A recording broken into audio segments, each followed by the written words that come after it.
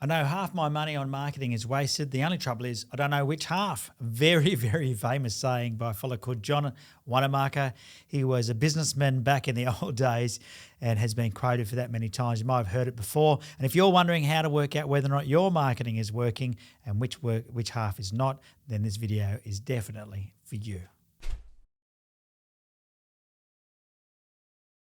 G'day, Ben Futrell here, co-founder of Max My Profit. We're all about helping you build the business that you imagine. Now, if you imagine that every dollar you spent, you could track and know whether or not it was working, then this video is definitely going to help you out. What I'm going to do in this video is I'm going to break down how to understand or work out whether or not your marketing is working and how well is it working. What marketing should you continue? What marketing should you discontinue? And because some of it will just be like burning money and some of it will be like printing money. But if you don't know how to work that out, then it's a bit of like a game of darts in the dark. Some might hit the bullseye and some doesn't. It's not a good place to be.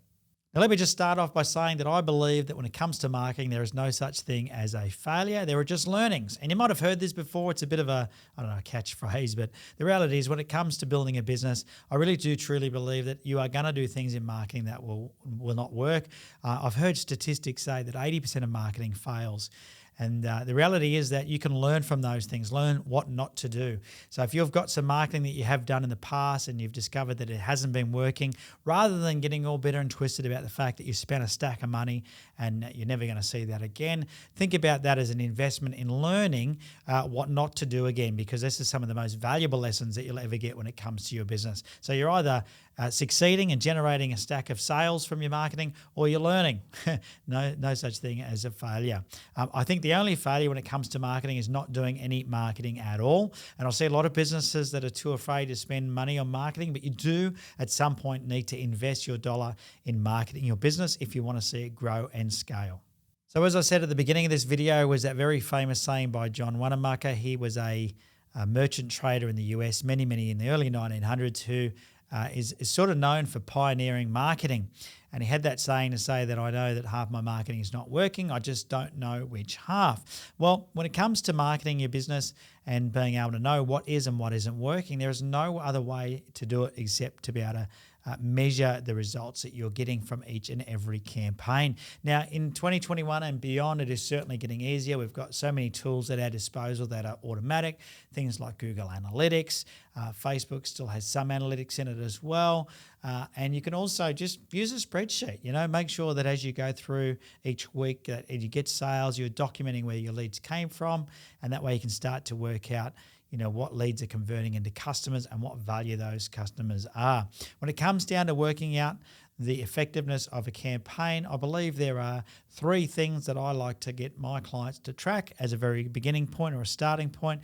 Of course, you can track many things after this, but these three things will give you the ability to quickly ascertain whether or not a campaign is working or not, and whether it needs tweaking or if it needs to just be dialed right down and stopped.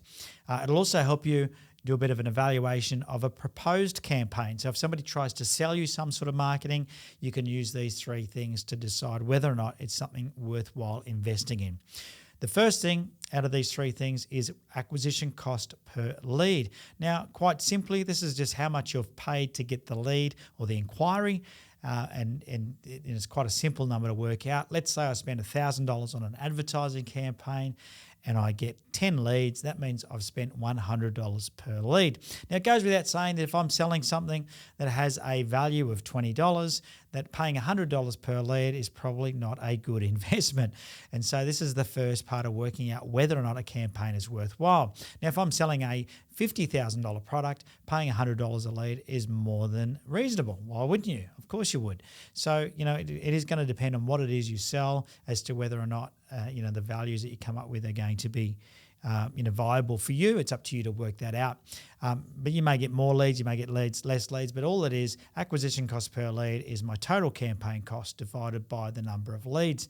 Now, I will say, as we measure these numbers, by the way, that a lot of people get sort of hung up on how accurate they're measuring these numbers. Accuracy actually doesn't matter. It's more about consistency. Of course, you're going to be close to accurate. But what I prefer to see is consistency, because with this particular number, we want that number to continually go down. So we want our acquisition cost per lead to be reducing. So when we're tweaking our campaigns, what we're looking for is that acquisition cost to drop. The actual dollar number is relevant to a point, but the accuracy of it is not that important. Now, once I've worked out my acquisition cost per lead, the next number is going to be pretty easy to work out, and that is my acquisition cost per customer. And so, if you think about that same example, I spent $1,000 on a campaign. I got 10 leads. That's $100 per lead. Let's say that I converted 2 of those 10 leads into a customer. That means my conversion rate is 20%. And I got 2 customers. It means that I've paid $500 per customer.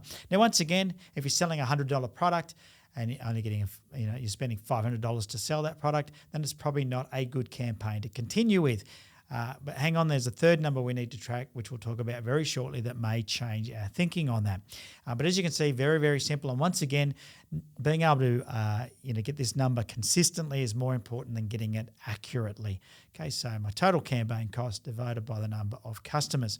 Now, the third thing that I want to be measuring is my lifetime value of a customer. This is how much a customer is going to spend with me over their lifetime. Now, it might depend on your product or service.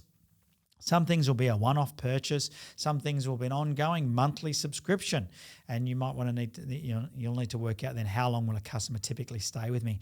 Maybe once that initial purchase is made, a customer will buy other products and services. And so you're going to have to go back and look at all your customers. And the easy way to get this number is to take your total revenue from the last year and divide it by the total number of customers. And that'll give you your lifetime value per customer. That's how much each customer paid you last year. And you can do this over several years if you need to, but it's a number that you need to know, because it's this lifetime value of a customer that will start to help you determine what you're prepared to pay for a customer. Once you've got this, I would be looking at the gross profitability of your company. You're going to need your profit and loss statement to do that. And then you can start to determine how much of that gross profit are you willing to put into acquiring the customer. And so let's say that the lifetime value of a customer is $5,000. Let's say that your gross profit is $3,000. You might decide that you're willing to give up 10% of that gross profit for acquiring customers. So now you can say my acquisition cost per customer needs to be $300. Now, if you're generating leads for $30 each, it goes without saying your conversion rate will need to be 10% or better to achieve those numbers. Now, I know that this may have confused you a little bit. The maths is relatively simple, but I threw a lot of numbers at you all at once there. And it just goes to show that you definitely need to be on top of your numbers. Before you go down the path of doing any marketing, I want to make sure that you've set up all your measuring in your business to be able to measure, how many leads you're getting, what is your conversion rate, what is your average dollar sale, how much is a customer spending with you on average each time they transact with you, and how often do they transact with you per annum. By knowing those numbers, you'll then be able to work out exactly what marketing campaigns are worthwhile and which ones aren't. And you don't have to be like John Wanamaker. You will know exactly which half is working, and you can just amp it up and get more sales. Hopefully you found that helpful. If you have, give the thumbs up. Make sure you share it around, and make sure you hit that subscribe button if you haven't already. See ya.